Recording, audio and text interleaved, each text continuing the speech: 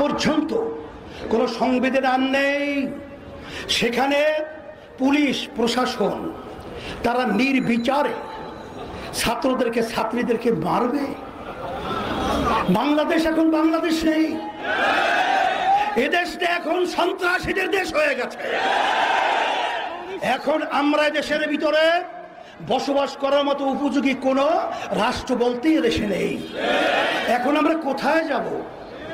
আজকে রাস্তায় নামলে প্রতিবাদ করলে আজকে গুলি করা হয়, আজকে জেলে দেওয়া হয়, আজকে অঙ্গহানি করা হয়।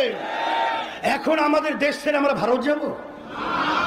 আমরা কি ইউরোপ এবং বিভিন্ন অন্যান্য দেশে আমরা নাগরিক হব?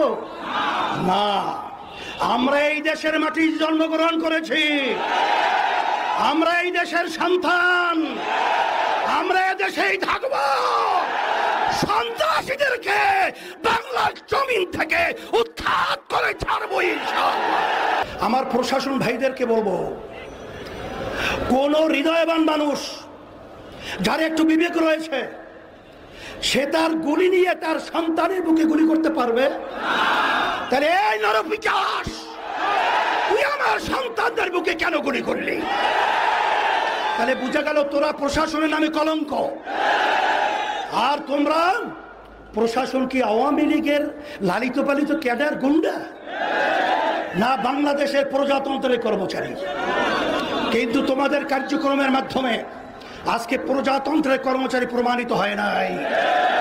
তাই আমরা সবাই হাকার সকলকে আহ্বান করব, আসেন আজকে বুদ্ধিজীবী, শিক্ষাজীবী, রাজনৈতিক যত পেশার নেশার যারা আমরা বাংলাদেশে বসবাস করি, আমরা এই অন্যায়ের বিরুদ্ধে, এই অন্যায় হত্যার প্রতিবাদে, এই জালিমদের বিরুদ্ধে একসঙ্গে যদি ঝাঁপিয়ে পড়ি, ওরা বাংলার জমিনে থাকা সুযোগ পাবে না ইনশাআল্লাহ।